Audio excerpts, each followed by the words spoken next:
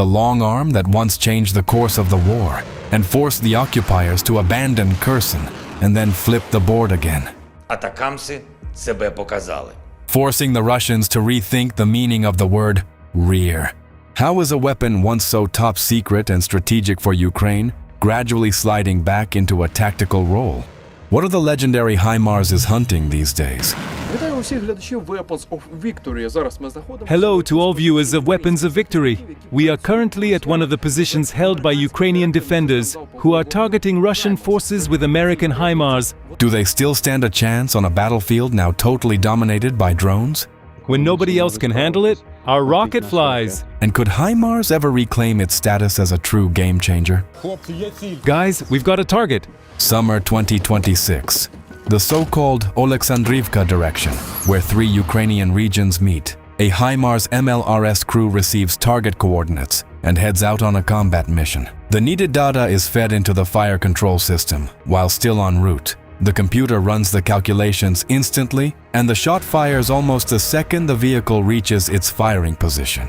Hit like if you're just as mesmerized by this display of unshakable firepower. Then comes the equally fast teardown and movement again. In modern war, any hesitation carries deadly risk. For the enemy, we're priority target number 1, and he's really hunting us.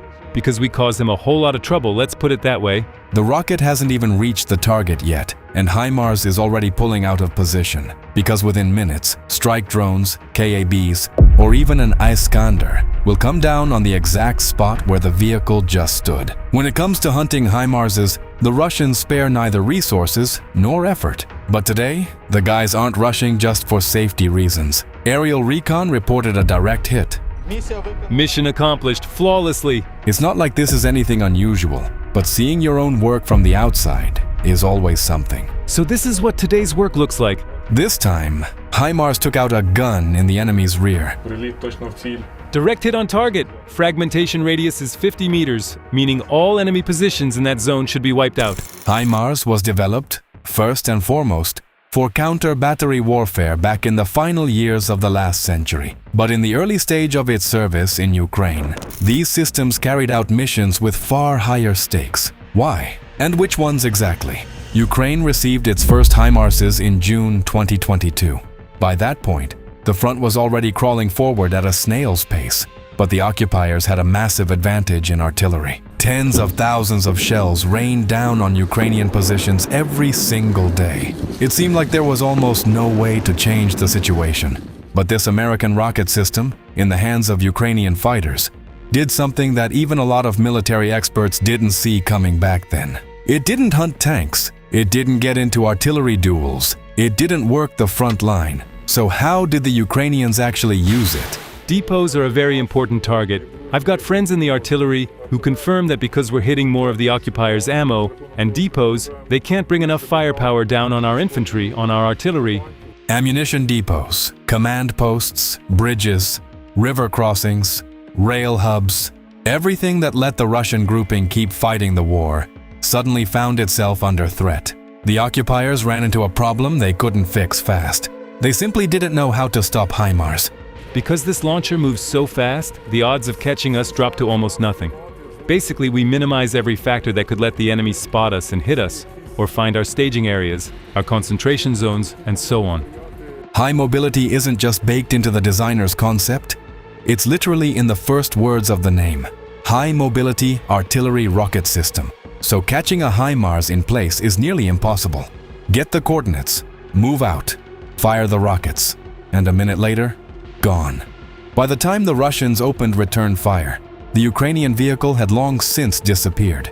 Reports came in that Russian command promised not just a medal, but an immediate Hero of Russia star for anyone who destroyed one of these launchers. Those heroes of Russia can pretty much only get the title posthumously, thanks to HIMARSes. Destroying a HIMARS is nearly impossible given its mobility and speed. And through the whole war, not a single HIMARS has been destroyed, except maybe a few wooden decoys. That testimony is 3 years old now, and since then the tally isn't exactly clean anymore, of course. Especially in the Kremlin propaganda reports. Putin's Ministry of Defense has even reported destroying resupply and reload vehicles that never existed in the first place, because HIMARS reloads itself. and it does it with a full pack of 6 rockets at once. In their fantasies, Russian generals regularly shoot down rockets fired from HIMARS too, though there's still no solid evidence of that ever happening. It's hard to imagine even in theory. Intercepting a small, extremely fast rocket that covers its maximum range of 90 kilometers, about 56 miles, in 90 seconds would take nothing short of a miracle. So what does reality actually look like? As of late May 2026, according to the Oryx portal, 4 launchers have been destroyed and another 4 damaged. That's unfortunate, but for a war of this scale and intensity, it's genuinely a drop in the bucket, especially compared to the Russian MLRSs that Ukrainian troops are scrapping by the dozen every month. And it's often HIMARS doing the scrapping. Facing off against it, Russian Grads, Uragans, and Smerchs usually don't stand a chance. It all happens really fast. With a Smerch, you need 20-25 minutes. Here it's about 5 minutes, and the job's already done. The rocket's already flying at the enemy. As for accuracy, there's not much to even discuss. Maximum precision. We're like snipers. We hit exactly where we need to. If you wanna see more videos like this, you should subscribe to the Weapons of Victory channel right now. It's an order. Where does this phenomenal accuracy come from? And why is it out of reach for Russian MLRSs? In flight, the rocket pulls in the navigation keys we set beforehand, and that's what gets us accuracy down to 5 meters. It's extremely precise, extremely effective. In other words, modern HIMARS rockets correct their course mid-flight using an inertial guidance system plus GPS. The Russians, meanwhile, still mostly work the old Soviet way, blanketing huge areas with salvos of unguided rockets. But Ukrainian troops went even further. They learned how to use HIMARS to hit even moving targets. We hit a column of S-300 air defense assets, an important one, since we've been staking it out for a long time. And with that, we proved HIMARS can actually do this. And that's with no seeker heads or cameras on the rockets at all. Just tight coordination with recon. It's such a satisfying moment of waiting when it's about to hit, and you're the one who gets to witness it. You're the one who captures that unbelievable shot of everything burning and blazing.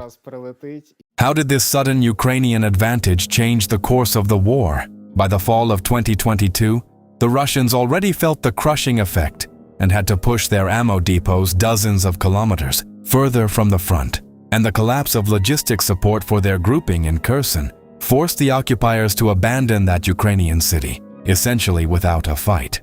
With their supply lines stretched out, Russian units felt shell hunger for the first time.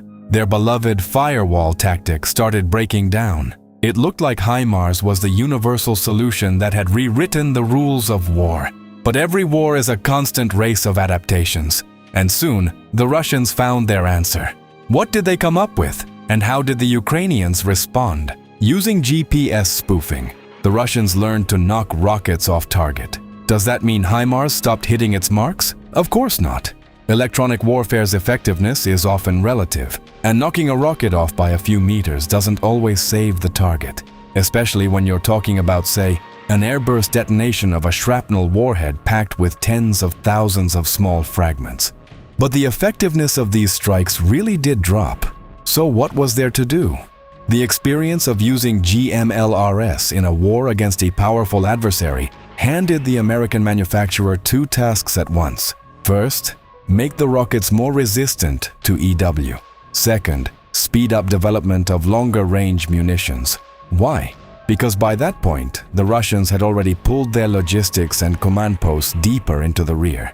At the same time, attention turned to a fairly unusual munition developed by Boeing on its own initiative, the GLSDB, Ground-Launched Small Diameter Bomb. What made it so unusual? It was essentially a precision-guided glide bomb taught to launch from the ground, using a motor borrowed from GMLRS, a kind of hybrid with a range of 150 kilometers, about 93 miles, and an unpredictable flight path. On paper, it all looked perfect, but war made its own corrections yet again. The problem was already a familiar one: electronic warfare.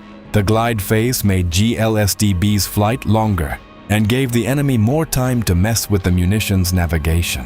Was this project a failure? Not at all. At the very least, it gave valuable experience and pointed toward further development. But it hasn't become a game changer for now. Meanwhile, Washington was already coming around politically to handing Ukraine another HIMARS munition, the ATACMS Operational Tactical Ballistic Missile, with a range of up to 300 kilometers, about 186 miles. Ukrainian troops first used them in Operation Dragonfly, overnight on October 17, 2023. Атакамси себе показали. Back then, at field airfields near occupied Berdyansk and Luhansk, these rockets with cluster warheads destroyed and damaged more than 24 Russian helicopters. Then came strikes on Russian air defense assets, depots, and other high-value sites. We've used them, and pretty often too. I won't tell you about specific targets, that's a question for command. They're a lot more effective, because you can hit a target deep in enemy territory, the range is much bigger. Plus, they're harder to shoot down or jam with EW. One of the most recent known examples, a combined strike on a storage and launch site for Shahed kamikaze drones. The same Iran used to attack American bases in the region, on the grounds of the former airport in occupied Donetsk. But not many of these rockets were ever handed over to Ukraine, and no new shipments are expected right now because of Trump administration doesn't want to support Ukraine with weapons. Drones, the British-French Storm Shadow/Scalp cruise missiles, and Ukraine's own Neptune and Flamingo missiles have taken over the deep strike niche against the enemy's rear. Does that mean HIMARS, this legend for Ukrainians, is now out of a job? Quite the opposite. It's gone back to the job it was built for, hitting high-value targets close to the front line. The tempo's high because the enemy is advancing less now and digging in more, and we need to be working over their staging points, their fortified areas, not letting them grab a tactical advantage. Right now, one of the most sought-after targets for these guys is enemy UAV operator bases. Could be strike drones, could be recon ones. We can hit a pretty solid target for our infantry here. That's a plus too, because whether it's strike or recon drones, for the enemy that's a painful loss. We're blinding them. But is it even worth risking an expensive HIMARS where enemy drones are hunting for it, when Ukraine's own UAVs could handle the job just fine? Turns out, not every target is one a drone can sink its teeth into. They're slower, easier to intercept or jam with EW, and they usually carry a much lighter warhead. So HIMARS and its older brother, the M270, often end up being the last resort when nothing else will do. When nobody else can handle it, our rocket flies. Has HIMARS used up all its potential by this point, thanks to its versatility? No. The US has already fielded a new rocket for this platform, the PRSM, and already tested it in the war against Iran. It flies 500 kilometers, about 311 miles, and unlike ATAC-MS, two of them fit into a single launch pod. But right now, the White House isn't inclined to hand over or even sell these rockets to Ukraine. And there's a catch besides. The PRSM's warhead weighs less than 100 kilograms, about 220 pounds. Ukraine's own long-range strike drones carry roughly the same. So the question is, does it even make sense to chase expensive weaponry with questionable added value? July 22nd, 2026. Donbass. Russian forces launch one of the largest mechanized offensives in months along this stretch of the front. A Forbes defense analyst called it a forced experiment by Russian command. What exactly pushed Russian generals to send tanks into the kill zone without protective cage armor, under a clear sky, with swarms of Ukrainian drones? What did the Russians achieve, or hope to achieve? First, let's look at how it played out and how it ended. So, at dawn, Russian armor moves toward Ukrainian positions from two directions at once. The line of contact is over 30 kilometers away. Leading the advance are no fewer than 9 tanks, along with 6 armored combat vehicles. They're escorted by tank bridge layers and obstacle clearing vehicles. But here's the interesting part. Closing out the group are 2 MLRSs. Right behind the tanks follows an abnormally large number of buggies, motorcycles, and ATVs. 47 units in total, carrying infantry. From the air, they're escorted by Russian UAVs, tasked with spotting the positions of Ukrainian drone operators and artillery crews. Of course, Ukrainian intelligence catches the movement as soon as it starts. The first FPVs loaded with explosives go up into the sky. Artillery crews are already receiving coordinates. Even the Air Force joins in on breaking this up. Here's what happened over the next 4 hours. First, the Ukrainians take out the bridges using fighter jets, dropping bombs. Second, FPVs literally tear apart the specialized engineering vehicles to keep the Russians from laying a pontoon crossing. But as you can see, that doesn't stop the Russians. Why aren't they afraid of the drones? Why are most of the Russian tanks advancing without the usual cope cages? Here's the thing. To protect against Ukrainian kamikaze drones, Russian command bet everything on the newest active protection systems, Arena M. Here's how it works. The onboard radar continuously scans the space around the tank in a radius of 50 meters. Once it spots a threat, the computer instantly calculates the target's trajectory, and a defensive counter-munition launches to meet it, detonating 1.5 to 2 meters from the armor, destroying the target with a directed fragment burst. We watch Russian tanks take hit after hit. In this assault, that thing just doesn't work. Even Russian analysts are shocked. This case, of course, is pretty unpleasant just from a reputational standpoint. There are too many possible reasons Arena M failed, and not nearly enough answers yet. Once Ukrainian artillery joins, the assault turns into a massacre. But the Russians don't give up. They try to salvage the situation and quickly deploy MLRSs to suppress Ukrainian artillery and hit the drone operators' positions. But these unprotected systems go up in flames from their own rockets. The infantry becomes the next target for Ukrainian operators, but there are enough drones for every single motorcyclist. From there, it's the usual script. The infantry tries to hide among the trees, but the drones find them anyway. The assault is a failure. Russia's Ministry of Defense stays silent. Russian war correspondents are stunned. What just happened? You just watched a battalion-scale battle, the first one of 2026. For comparison, throughout 2025, the Russians only carried out a handful of similar mechanized assaults, and you can watch all of them in our previous videos. The result of this specific battle: 7 tanks destroyed, 6 armored personnel carriers, 2 MLRSs, 3 units of specialized equipment, and 47 units of light vehicles. 123 Russian troops eliminated, 29 wounded. Before we get into what pushed Russian generals to send this much equipment and infantry into the kill zone, and what result they were hoping for, please hit like and subscribe to our channel. Likes, comments, subs, that's what the YouTube algorithm reads as this video is worth watching. Thank you.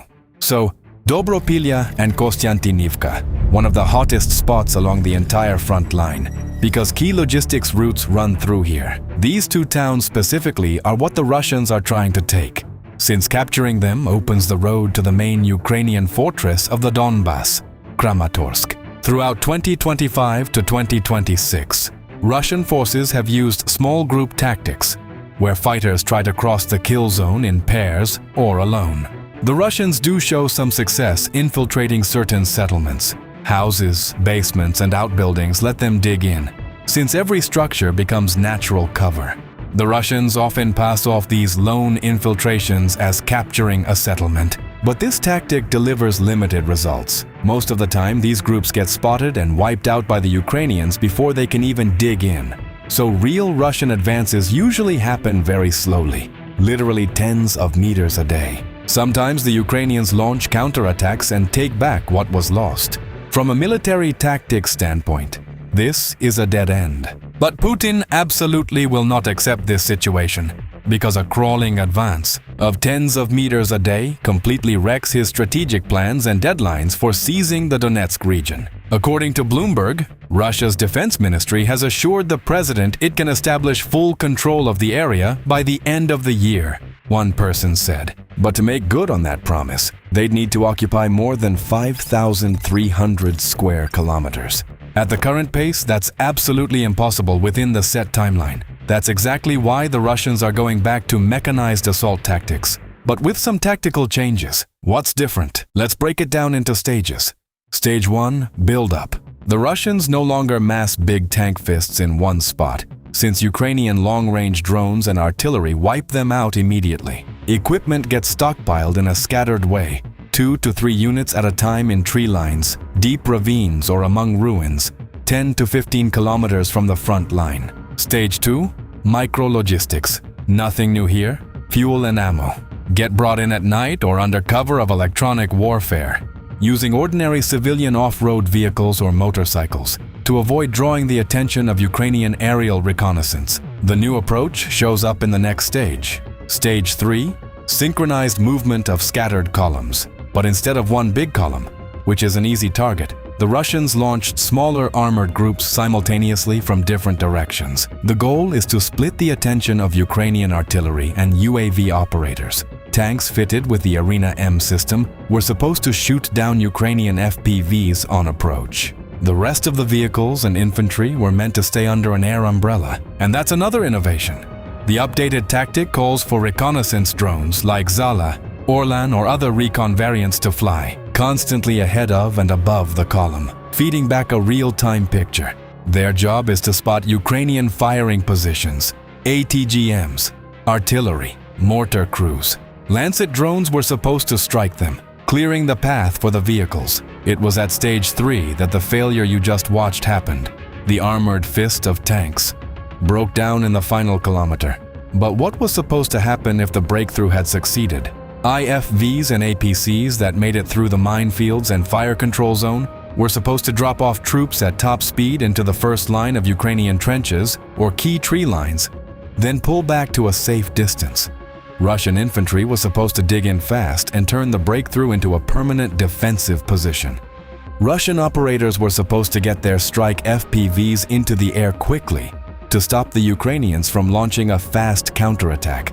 Russian drones were supposed to hunt down any Ukrainian armor, pickup trucks carrying ammo, or assault groups moving up to retake positions. These are the measures for isolating the breakthrough area. And after that, strikes on logistics and prep for the next mechanized push. This time the Russians failed, but not only because the Arena M system fell short.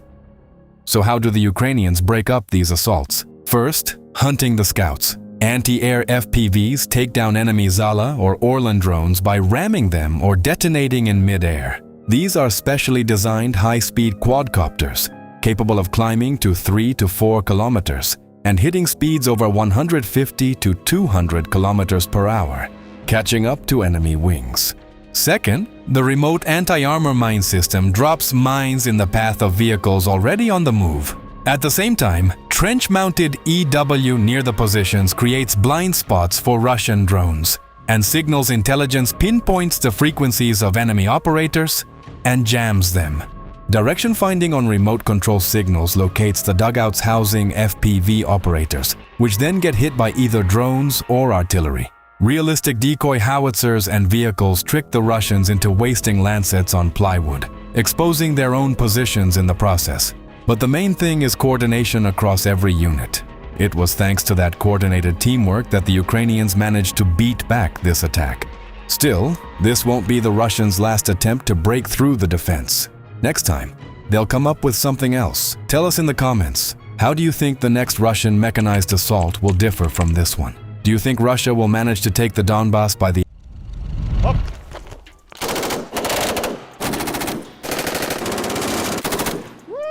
Bro, hold fire! Nice start though. When a gunner's rig jams up, you gotta call for backup. Welcome everyone! Today we're talking about the light machine gun category. Let's start with our oldest rep here. This is a solid Belgian 5.56 by 45mm machine gun. It features a telescopic stock that collapses down to the minimum possible footprint. So, I take it this is the paratrooper version of the Minimi? Yeah, that's the para version. Shortened barrel, so potential for room clearing and tight quarters work? Yeah, absolutely. In modern warfare in 2026, we run into a structural issue made up of massive ammo demands to keep it fed, and of course, the sheer weight.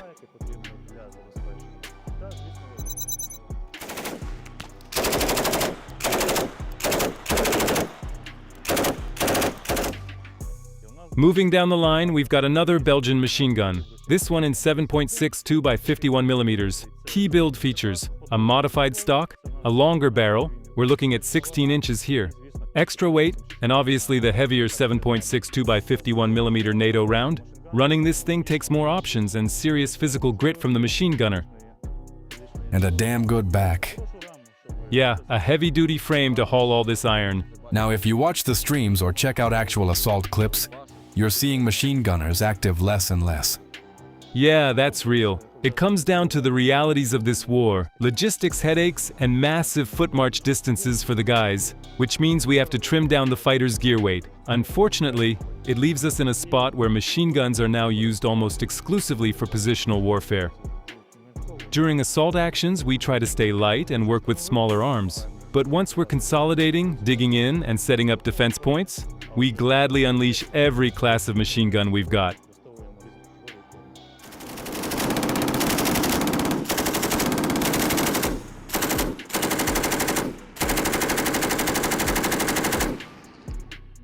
Let's get to the best part of gunnery. Actual trigger time. Working with the machine guns, laying down fire. I suggest we run through the PzD series first. If you want, grab the fresh MK24, put some rounds downrange, and give me your feedback. I'll run the PzD 556M3. Awesome. Let's start with the grip. It definitely feels lighter, way more mobile. Man, even with a 200-round box hung on it, it handles surprisingly well. Doesn't drag you down. So, standing position for us now? Standing, kneeling, and prone. Hold fire. Bro, hold fire. Failure to feed. Hold up, check the weapon. Nice start though. These Czech machine guns, which are basically a lightweight take on the Minimi, are currently getting field tested right here on our battlefield, in the trial by fire of the Russo-Ukrainian War. We've got 3 models from the Czech manufacturer, DSS here. We'll start with the first one, the older Gen 3 version. Features-wise, compared to the Minimi, they've reworked the thermal regulation system. That keeps the operator's hands from getting scorched during intense firefights.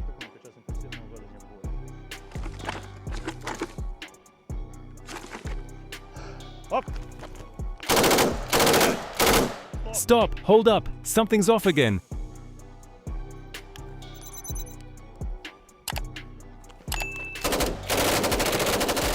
The PzD loves to be clean. You have to keep it oiled up, constantly maintain its state, and combat readiness, because misfeeds, double feeds, or extractor jams are a regular feature on these guns.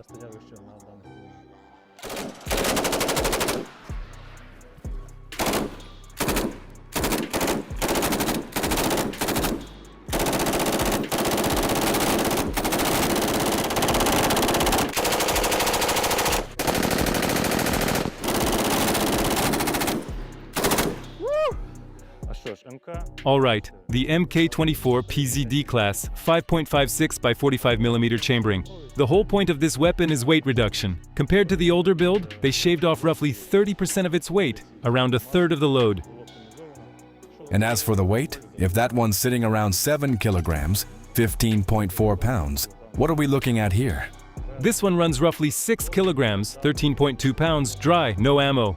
The carry handle design was a pretty bad call though.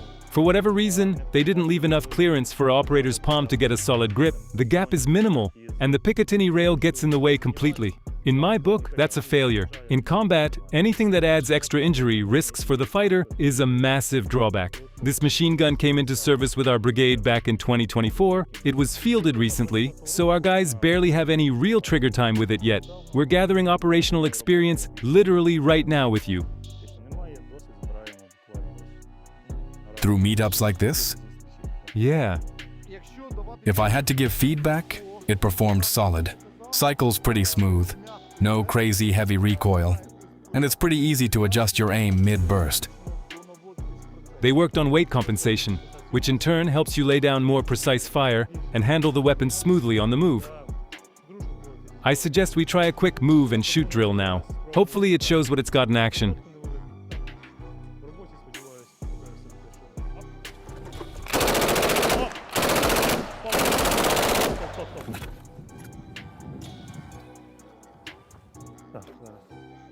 Yeah, hold on. You can clear it with a round right now. I'll show you a photo.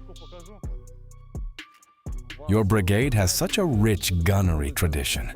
There are real figures and heroes who embodied that machine gun culture. Overall, where does machine gunnery stand today? Is it more about the platform itself, or about the operator's mindset, his core grit?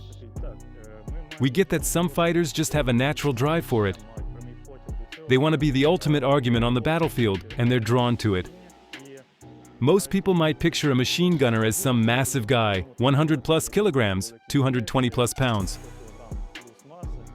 But honestly, in today's war, the best machine gunners are smaller guys, 30 plus years old, who prove themselves well working with all kinds of weapon systems. So running a gun today isn't just about having a heavy frame, it's about drive and character.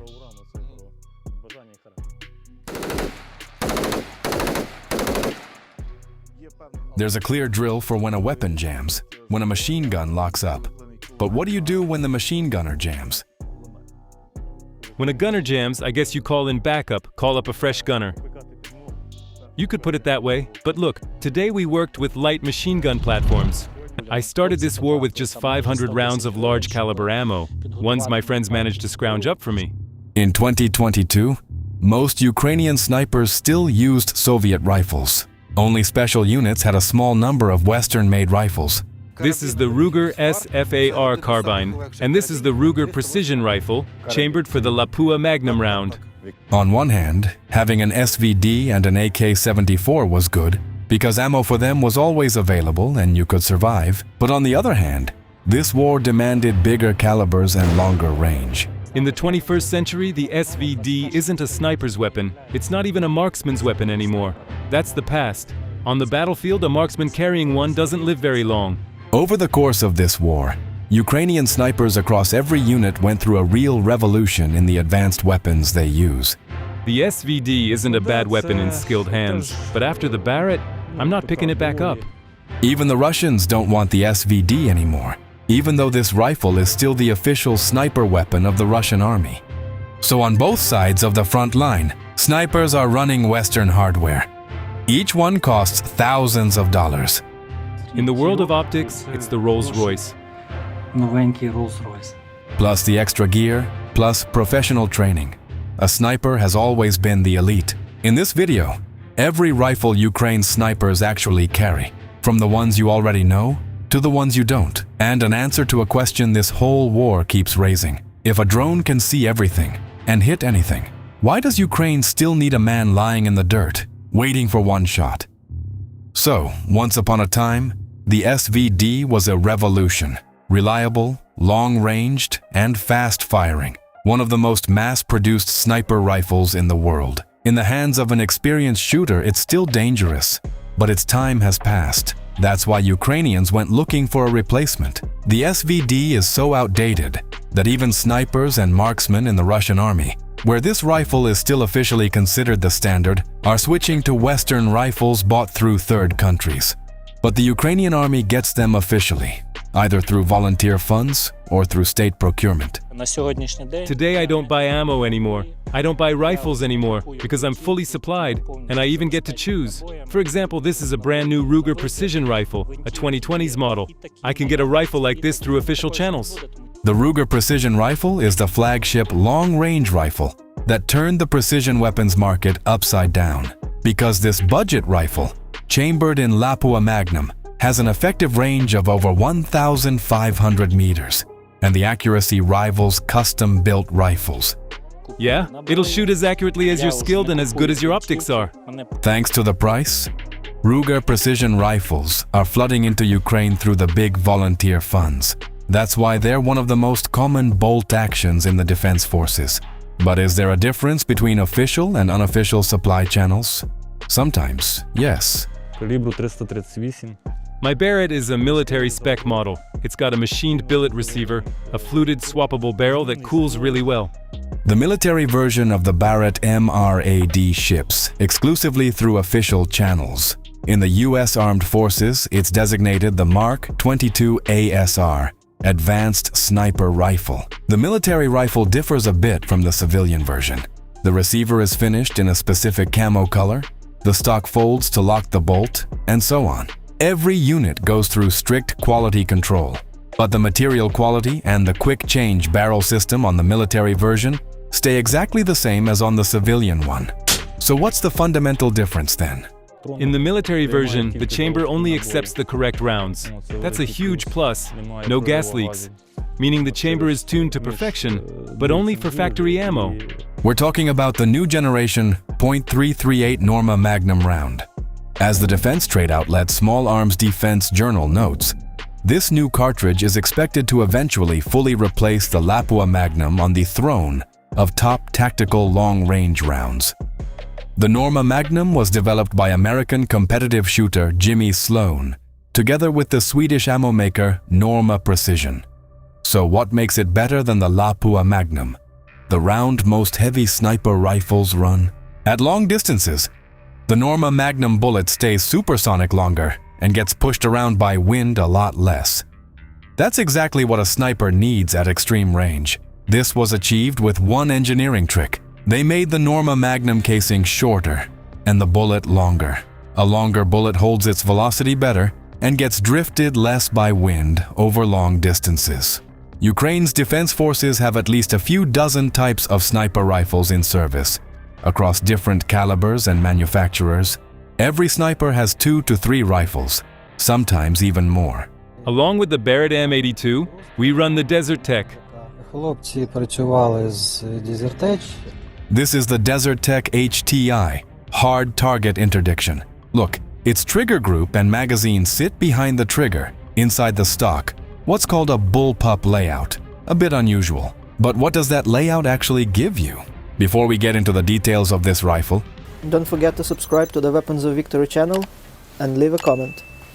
So, the bullpup layout shifts the receiver closer to the shoulder, which makes the rifle shorter and lighter than classic designs, without cutting the barrel down, meaning without losing range or accuracy. The center of gravity also shifts toward the shoulder, so it's easier to hold the rifle steady on target for a long time, and even fire from standing or kneeling. That matters. It wasn't built just to take out armored vehicles and helicopters. It's a rare case. But to fire on a helicopter or a drone, you obviously have to point the rifle upward. On the Desert Tech, the center of gravity sits closer to the shoulder, so the sniper's support hand doesn't carry much load, and the muscles don't shake. So the bullpup layout isn't just engineering for engineering's sake, but to punch through armor, you need a massive caliber. So what does it shoot? 50 cal, NATO standard. It's a very powerful rifle, so you need to prepare for it. This isn't your AK, not your UR-10, and it's still 3 kilograms lighter than the Barrett. The Desert Tech has no moving barrel or recoil mitigation system, so all that colossal 50 cal recoil energy really does go straight into the shooter's shoulder. Yeah, all of it, straight to the shoulder. But this war has also produced rifles that started being built during the fighting itself, shaped by the combat experience of Ukrainian snipers. Some of them look more like a cannon or an anti-tank weapon. So this is the Alligator, made in Ukraine by the company Xedo. Oh, an old familiar face. You've probably seen this Ukrainian sniper from the Presidential Brigade in our earlier videos on sniper work. If you haven't yet, we'd recommend watching those after this one. We're really glad he's still in the sniping business. This guy can shoot pretty much any small arm out there. And right now he's holding the Snipex Alligator, a Ukrainian, multi-round, anti-materiel sniper rifle in a massive caliber. You'd think that after World War II, calibers this insane would have lost relevance. But once this war started, they found a new purpose, and old Soviet anti-tank rifles became the foundation for building precision, anti-everything weapons. The rifle is very effective. Yeah, there were a few small issues at first. That's understandable, the weapon was new, we hadn't had time to put it to effective use yet. But this rifle has already earned world fame for its unmatched range. On August 14th, 2025, a Ukrainian sniper set a world record, taking out 2 occupiers with a single specialized round at a distance of 4,000 meters near Pokrovsk. This monster is built to hit moving and stationary targets alike, including light armored vehicles, comms equipment, air defense assets, fortified firing positions, pillboxes, and dugouts at extreme distances. Ця гвинтівка The manufacturer states it can hit targets at 2,100 meters, but the bullet flies out to 7 kilometers. Yeah, it loses stopping power. But at 3 kilometers, that bullet can still tear apart an unarmored vehicle. I've done it myself. So what round does it run? For the Snipex Alligator, the standard load is a powerful, large caliber 14.5 by 114 millimeter round. In terms of raw power, this round packs almost double the punch of the Western standard 50 BMG. The Alligator's armor penetration goes up to 40 millimeters of armor from 500 meters away. This caliber was originally developed in the USSR back in 1938 for anti-tank rifles, but later turned into a tool for ultra-long-range sniper fire and vehicle destruction. But this war has revealed other properties of these powerful rounds for this rifle. Yeah, this war, especially over the recent period, changed everything. We're using this rifle against enemy personnel now. It's hard to imagine what happens to a person hit by a bullet, carrying 20 times the energy of a standard rifle round. But isn't that like using a howitzer to shoot birds? Against infantry, we use incendiary rounds. Why? For example, the Russians are hiding in a house, and our position is on the other end of the village. Yeah, the round won't kill anyone, but a fire starts inside the house because there's plenty in there that can catch. They start running out, and our FPVs just take them out. Some people criticize us for that kind of work, saying it's not real sniping. I want to answer those critics. Guys, we're just trying to bring some kind of use to the fight. You simply won't survive with a small caliber. You won't even make it to your position before an FPV kills you, and they won't even be able to recover your body. Sniper work is impossible now without reliable counter-drone systems, so classic sniping isn't coming back anytime soon. Western military analysts and specialized media, including the Wall Street Journal, confirm that traditional sniping is going through its deepest crisis yet. Analysts point out that quadcopters and FPV drones have taken over the sniper's two main functions: deep reconnaissance and precision elimination of targets. For now, drones haven't wiped out snipers as a whole, but they've completely stripped them of their monopoly on precision enemy kills. Drop a comment. What do you think sniping looks like in the future? 2 consecutive hits on the same target? Easy. Burst fire means 3 rounds in just 9 seconds, or roughly 10 rounds per minute. This is all thanks to a system that allows 3 to 5 shells to take different paths and hit the target at the exact same moment. And in Ukraine, the German howitzer's target is always the same: Russian occupiers. The PzH 2000 is one of the most advanced self-propelled howitzers ever built. At around $18 million per vehicle, it's also the most expensive SPH in the world. But what about its service life and reliability? This is a list of Western artillery systems in Ukrainian service that underwent repairs at European maintenance hubs during the first 6 months of 2026. You'll see American M777s, M109 Paladins, HIMARS, and many others. So why is the PzH 2000 missing from the list? Is it simply so reliable that it hardly ever breaks down? Or is something else happening behind the scenes that most people don't know about? We looked into it, and the answer surprised us. According to Military Balance, as of 2026, Ukraine operates up to 900 Western heavy artillery systems, including 431 self-propelled guns. Only 44 of those are German PzH 2000s, roughly 10% of all Western SPHs fighting in Ukraine. These German systems are both incredibly capable and relatively rare. So who keeps them running? And where are they actually repaired? During the first stage of the Russian full-scale invasion to Ukraine, damaged equipment had to be transported to repair centers in Europe, primarily Lithuania and Slovakia. Battle-damaged vehicles couldn't simply be hauled down public highways. They required camouflage, security escorts, and carefully planned routes, slowing every transport. A complete repair cycle for a PzH 2000, including transportation to Europe and back, typically took 1 to 3 months. If the damage was severe, repairs could drag on for 6 months or even longer. Now imagine what's happening at the front during that time. Ukrainian infantry suddenly calls danger close or sends out a desperate call for fire because Russian assault groups are already climbing over the trench line. The battalion commander radios the artillery battery, hoping for support, and the reply comes back that our most accurate, most powerful, and most valuable howitzer is currently sitting in line at the Polish-Ukrainian border crossing, waiting for customs clearance. The same thing happens with American equipment. Military analysts at the RAND Corporation even coined a term for it, the broken logistics tale. That's why the Franco-German defense group, KNDS, opens service centers inside Ukraine. But here's the problem.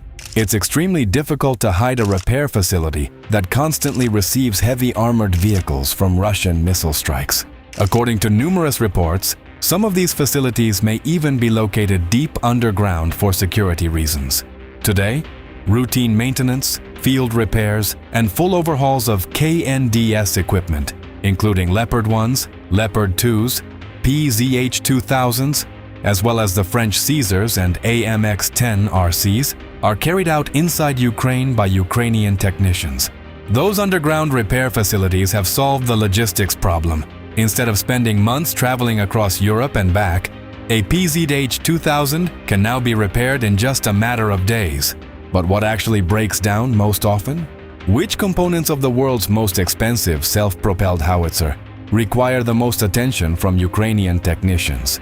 And most importantly, is it possible to turn the Panzerhaubitze 2000 into the most reliable howitzer in the world?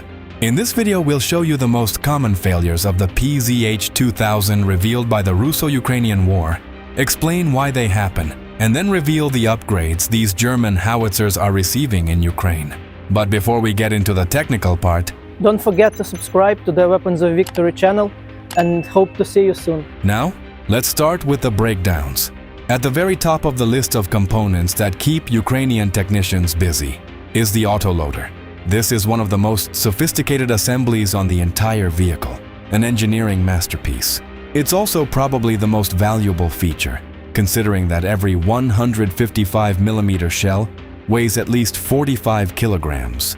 Loading that kind of ammunition by hand would be back-breaking work.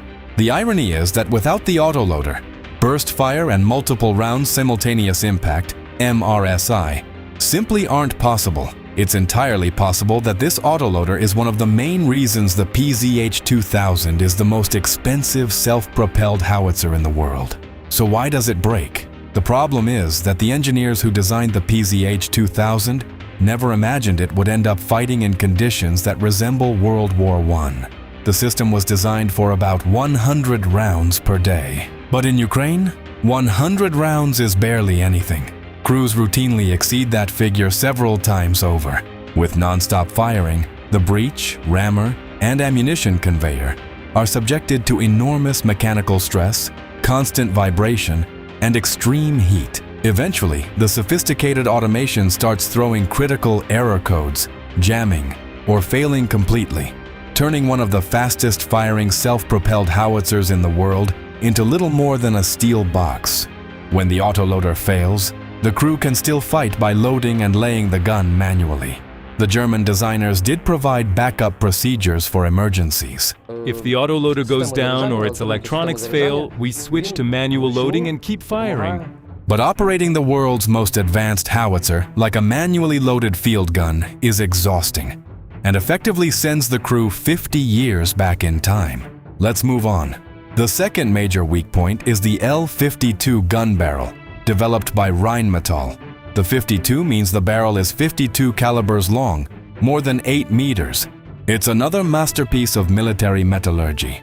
Many artillery professionals consider it the gold standard for 155mm guns. It gives the PzH 2000 its exceptional range, up to 36 kilometers with standard shells, up to 47 kilometers with rocket-assisted ammunition, and as far as 67 kilometers with precision-guided projectiles such as Volcano.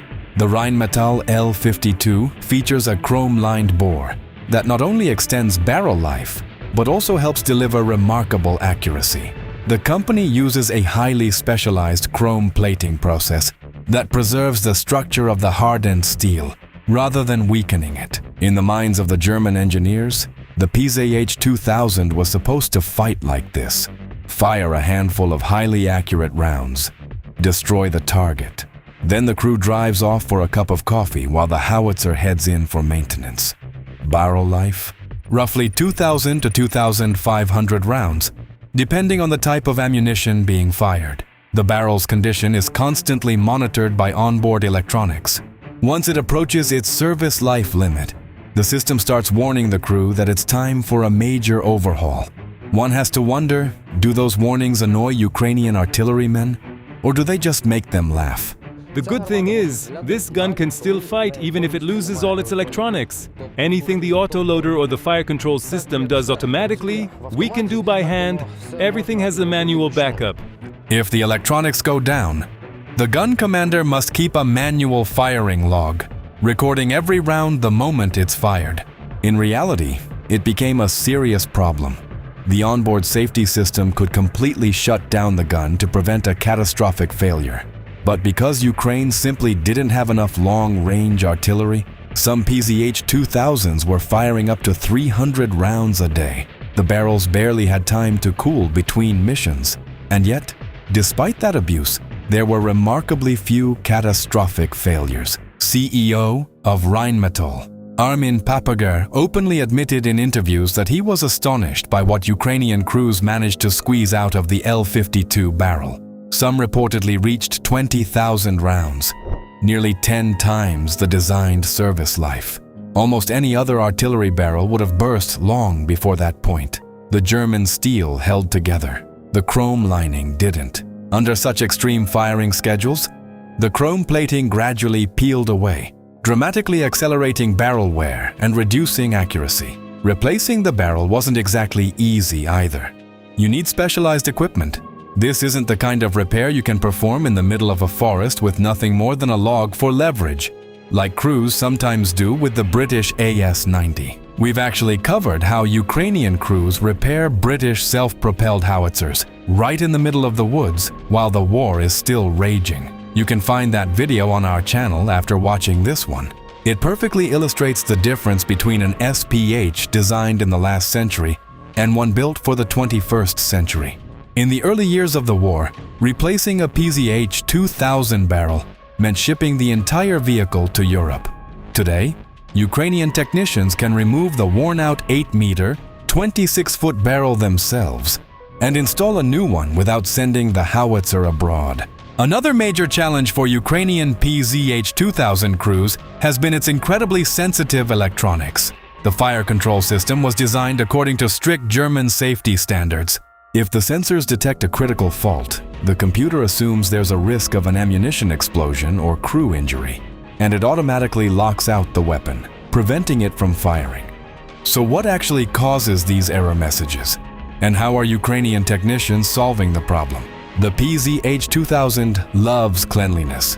Its maintenance manual actually calls for clean uniforms, protective shoe covers, and even vacuuming the interior. That's perfectly reasonable on a proving ground. It's a very different story on the front line. Dust, carbon fouling from propellant gases, and moisture interfere with the induction sensors that count ammunition and monitor the breach mechanism.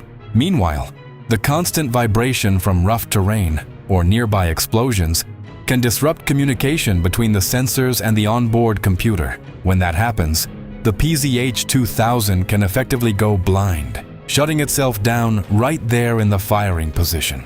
For a long time, Ukrainian technicians weren't even allowed to disassemble the howitzer's classified digital systems without certified factory engineers. So frontline maintenance crews often had to establish secure video calls with specialists from Rheinmetall and KNDS, troubleshooting the vehicle in real time under remote guidance. Today, things are very different. Most software-related issues can now be diagnosed and fixed right where the vehicle is deployed, while major repairs are carried out in Ukrainian maintenance facilities. In fact, Ukrainian technicians have accumulated the largest body of real-world modern artillery maintenance experience anywhere on the planet. These days, it's often they who are advising German engineers. Ukraine's combat experience has become the single biggest source of operational data for both KNDS and Rheinmetall, driving a major modernization effort and leading to the development of improved variants. The new A4 version features an upgraded cooling system, a more robust electrical power architecture, and improved electronics that are far more resistant to electronic warfare and GPS jamming. The software has also become much less sensitive to minor faults. The protection of critical sensors against dust and dirt has been improved, and damaged electronic modules and wiring harnesses can now be replaced much more quickly. The PzH 2000A4 is already arriving in Ukraine. Even more importantly, the older PzH 2000s delivered to Ukraine between 2022 and 2024 are expected to be upgraded in stages, first to the A4 standard and later to the A5 configuration. The A5 variant is currently in development and undergoing final testing. It is expected to receive a more powerful Centurion mission computer, along with dedicated protection against drones, which have become a nightmare for armored vehicles, even dozens of kilometers, miles, behind the front line. Now we'd like to hear your opinion. Do you think it's worth continuing to invest in upgrading the PzH 2000? Or would it make more sense for the manufacturer to focus on producing more RCH 155s, the system widely regarded as the successor to the Panzerhaubitze 2000? Let us know in the comments. And while you're there, tell us which other piece of Western military equipment you'd like us to cover in one of our upcoming videos.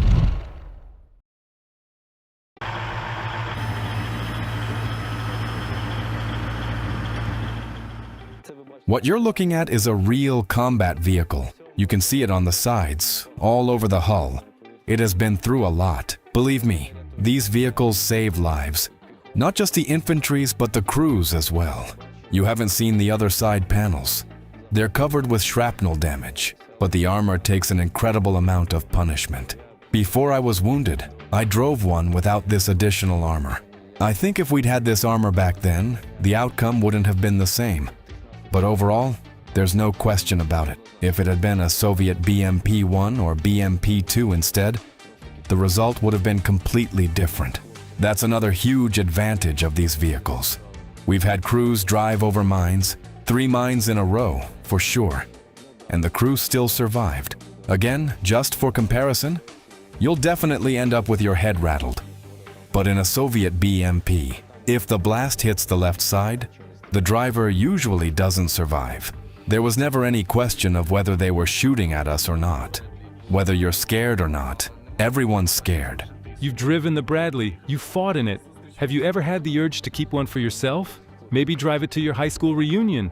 The guys were joking on TikTok, trading my Mercedes for a Bradley. It can come without ammunition. I'll find the ammo myself. It's an expensive vehicle to maintain.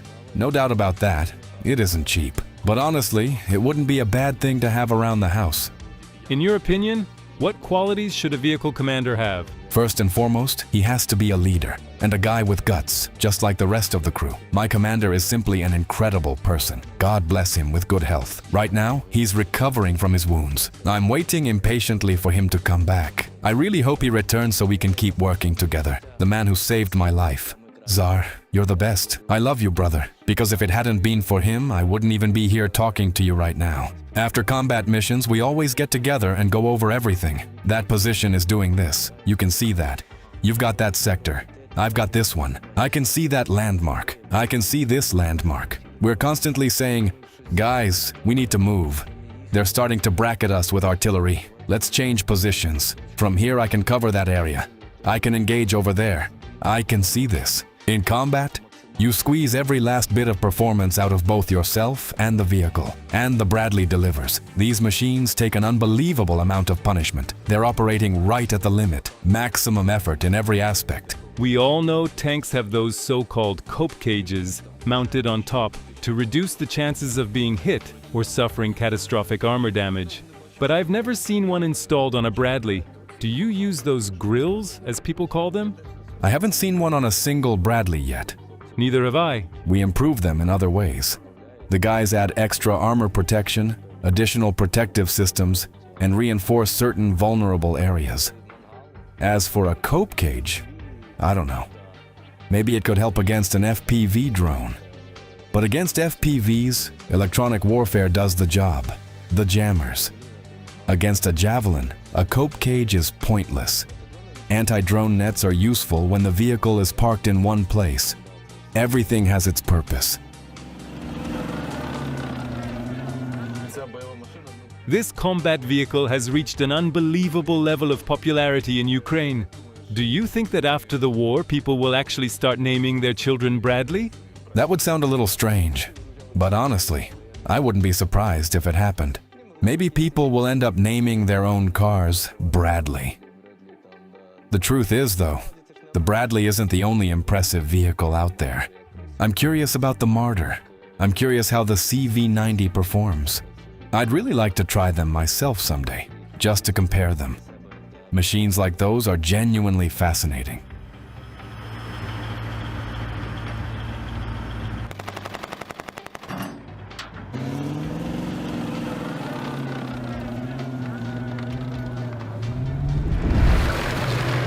Welcome, Army TV viewers. You're watching Military Television of Ukraine. Today's episode of Military Discovery is all about the world's best infantry fighting vehicles. We're skipping the Israeli Namer and German Puma for now, since they haven't hit the battlefield yet. But the Ukrainian armed forces already have two other heavy hitters in their arsenal: the Swedish CV90 and the American M2 Bradley. We'll be drag racing them, firing their weapons, testing their accuracy, and checking how fast troops can dismount from the back.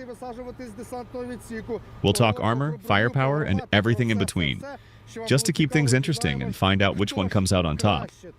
Let's go!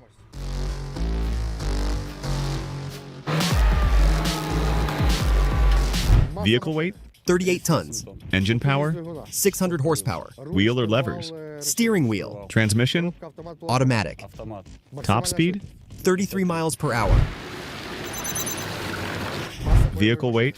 28 tons, Engine power? 500 horsepower, Wheel or levers?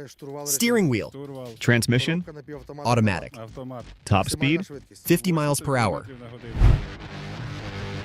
All right, now let's see which one hits the tree line first. Bradley or the CV90?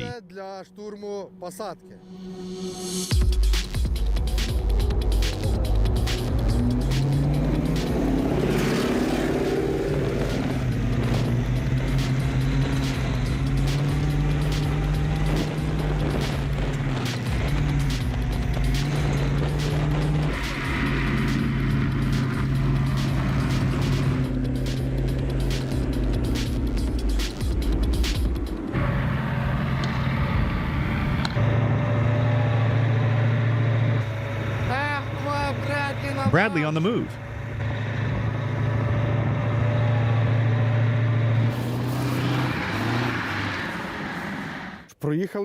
We had a good run. I even rode along, but CV90 won that race. Let's see which one shoots more accurately.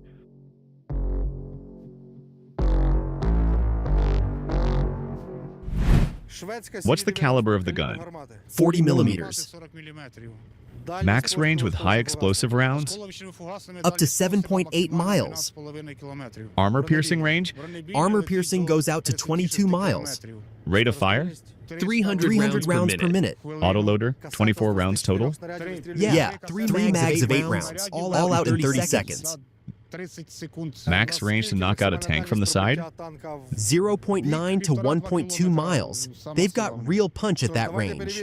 All right then, let's put that accuracy to the test.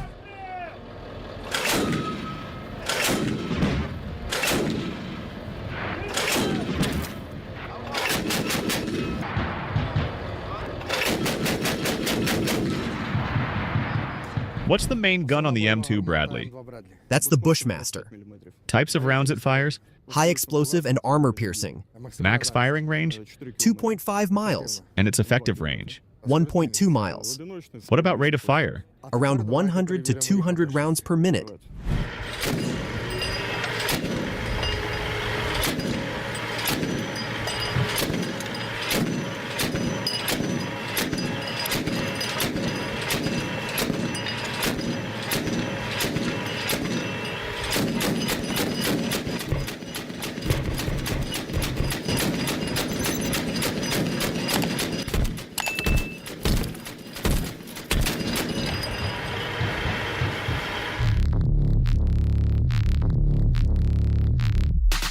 Of course, you can't do a real comparison without checking out the troop compartments, right?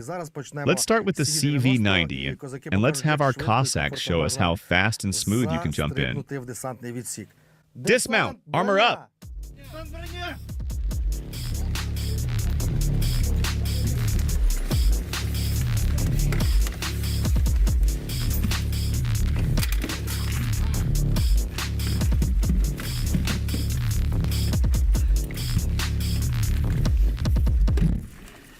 So, how's that, Cossacks? Not bad, but it's actually more comfy inside the Bradley. All right then, let's check it out.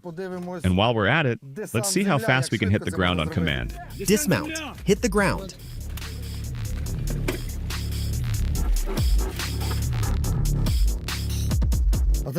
Now let's show how loading into the Bradley works.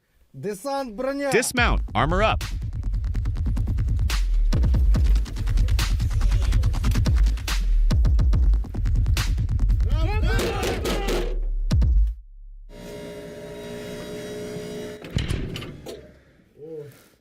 Oh, now this one's more fun.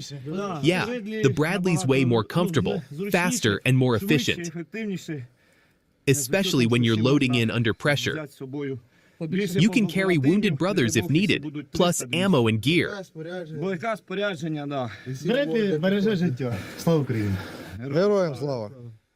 But we've still got to see how dismounting works. So, dismount! Hit the ground!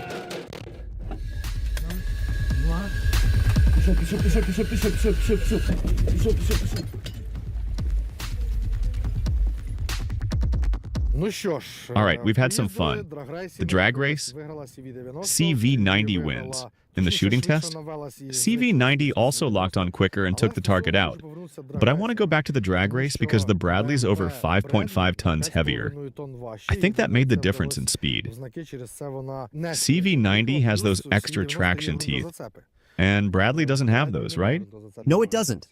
But speaking of added weight, the extra mass comes from the Brat 2 explosive reactive armor. And I'm guessing that's saving your life out there. Pretty big plus, huh?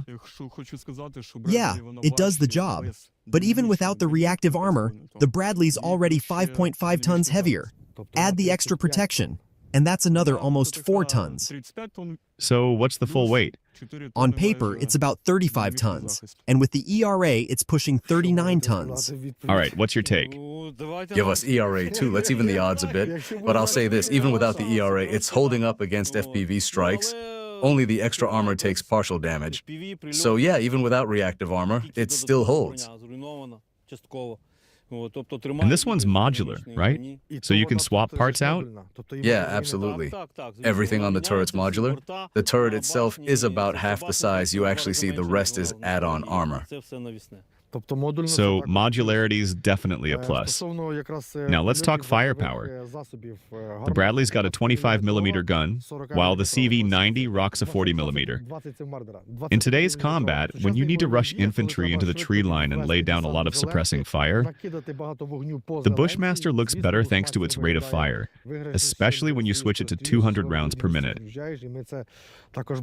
We've seen that in action. But that 40mm, it hits armored targets a lot harder, right? Yeah. Plus, the high explosive effect of the round is a lot stronger. Each shell sends shrapnel flying out to about 50 feet. So I don't need to saturate the whole tree line. I can just spread rounds every 33 feet and get the job done. And when it comes to armor, the sub-caliber rounds can punch through up to 100mm of armor, maybe even more. I'll say our HE rounds aren't far behind. We've got shrapnel spread up to 33 feet, and the fire rate really helps, especially if you're laying down a tight group to cover infantry pulling back. Plus, I've got more ammo on board. So yeah, rate of fire gives us an edge. And you've got those 2 extra surprises? Yep, 2 Tau missiles. Those can take out a tank head-on. We've already done it. Took out a T-80 by punching through the turret.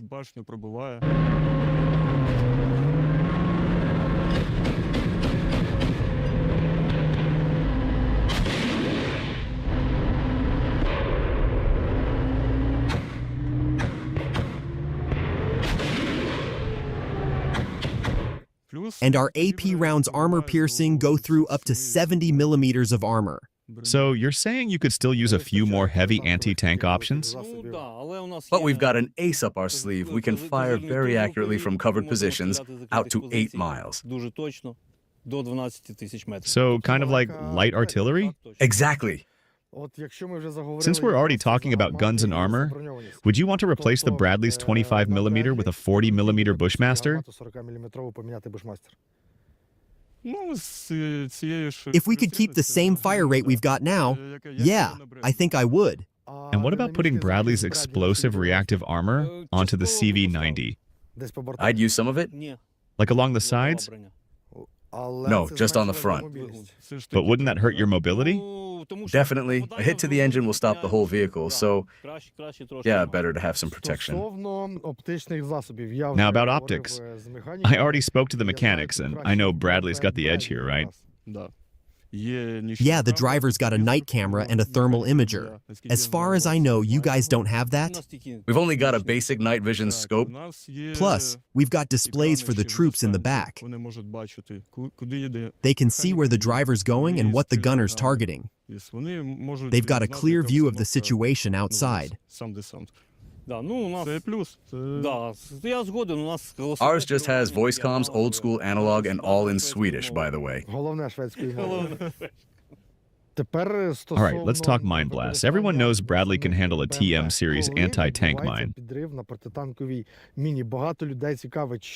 Maybe even 2. What about the CV-90? CV-90s can also take a TM hit even 2, depending on the situation. Sure, you'll lose mobility, but the crew and dismounts usually walk away just fine. So even without explosive reactive armor, the CV-90 can survive mines, AT weapons, and FPV drones. And with ERA, the Bradley handles all of that even better? Yeah, we've taken FPV hits too. No problem. I've been hit by a mine myself. No injuries. The vehicle holds up. Even if some wires or electronics get damaged, it still drives.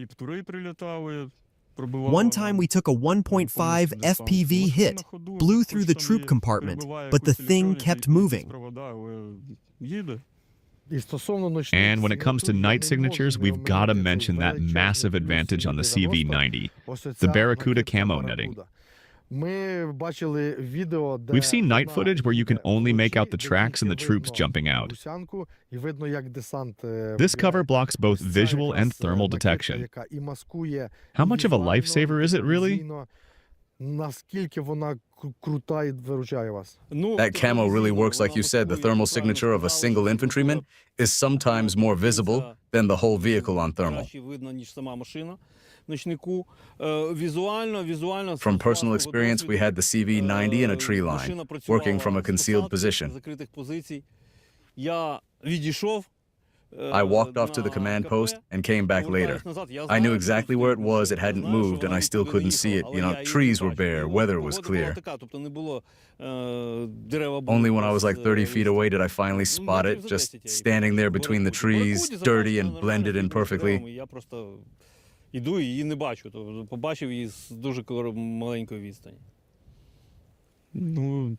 Well, we don't have Barracuda camo, but honestly, same story. The Bradley gets so caked in mud that once you park it and throw a couple of branches on, even you can't find it.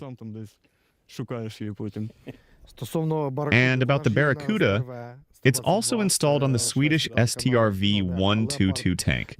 Basically, they're Leopard 2.5. So yeah, Swedish vehicles are big on thermal camouflage. On tanks, IFVs, you name it. And I hear you guys even have a built-in food heater? Yeah, that's right. And what's the cooking situation like for you? As far as I know, the CV-90's multi-cooker can boil water in about 20 minutes? Roughly, yeah. But come on, we've got those little field burners. Cup of water, 3 minutes, done and gone. But those things catch fire. Hey, sometimes you're out on a run. You gotta eat fast, so you down it and go. All right, multi-cooker advantage neutralized. On fire safety grounds. We don't need a multi-cooker anyway. All right, folks, we've seen pretty much everything. Maybe the CV-90 is faster, but it's got lighter armor, it's more accurate, and fires faster, so that's a win. But when it comes to troop comfort, Bradley wins hands down. It's got better optics for the driver and higher fire rate with the main gun. Still, the CV-90 hits harder with its 40mm and can engage from concealed positions. Its night camo is also better, no question. On the other hand, the Bradley wins on overall armor protection. Looking at all this, I gotta say, I can't pick a winner. First, came here thinking the newer CV-90 would blow the Bradley out of the water. But honestly, they're neck and neck. Each has its strengths and trade-offs. But imagine combining them: CV-90's gun, dynamic armor, Barracuda camo, wider troop bay, better underbody protection. That would probably be the best IFV in the world. For now, we've got two of the best, and they're both awesome in their own way. But above all, we've got the best people defending our country.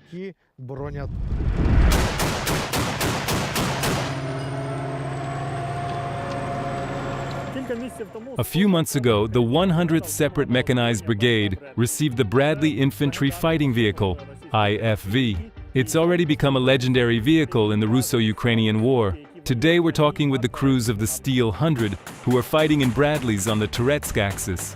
When you first got it, you already knew the 47th Brigade had been using it.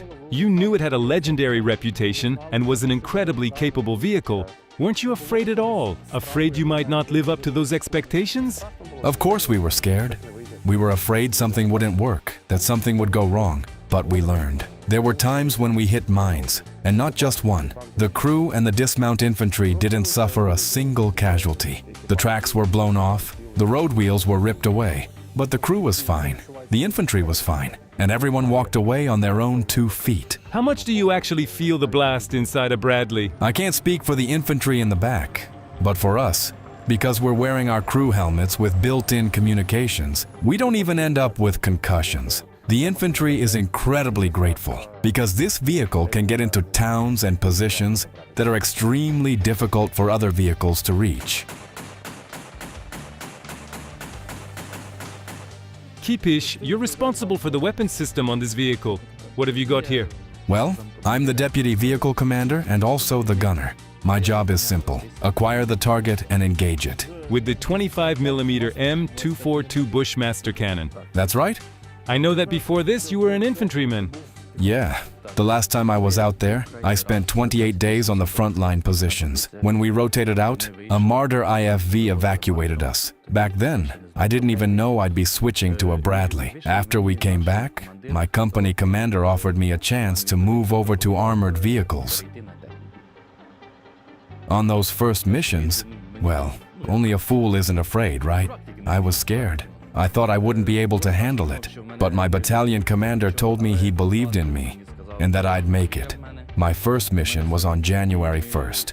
That night we made 2 combat runs. The mission was to drive to the pickup point, and while one infantry unit rotated out and another moved in, I kept the enemy suppressed with fire. I mostly fire high explosive rounds. Honestly, I like the way everything explodes downrange. I actually head out there willingly, because I know the guys are waiting. And we've got to bring them back. I used to be in their place myself.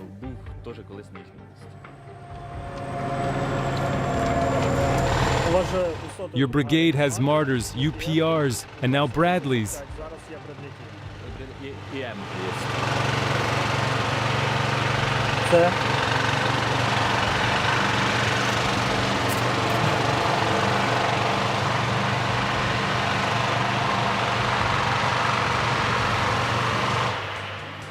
Was that just the Marder firing in the background, or did its gun jam? No, that's exactly how it was firing. Nothing unusual. That's just its rate of fire.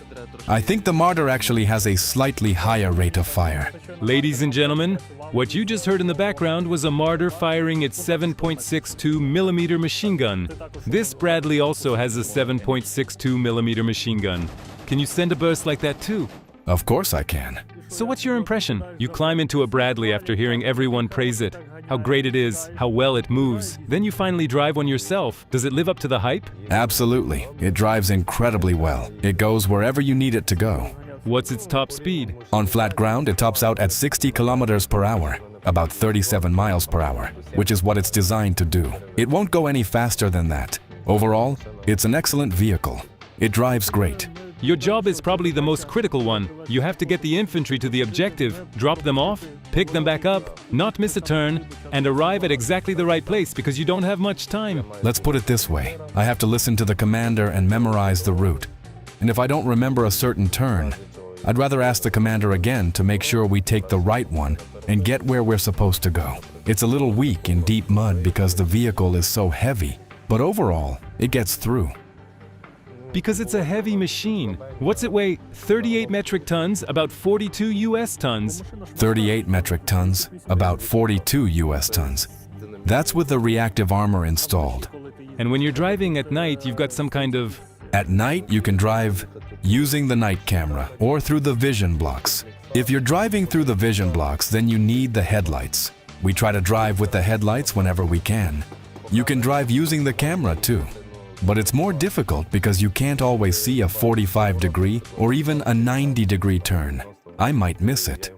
With the vision blocks, once you switch on the headlights, you can see much more of the terrain and spot the turn you need to make. I also wanted to ask, how long does it need to warm up? Does it even start in winter? It doesn't need much warm-up at all. You start it, and you can drive almost immediately. It doesn't need much time to get up to operating temperature. It made it through the winter with you in Toretsk. Did you ever have problems starting it in freezing weather? No, never. They generally start without any issues. When it was really freezing outside, we'd start it up and let it run for about 15 to 20 minutes, just so it could idle and recharge the batteries.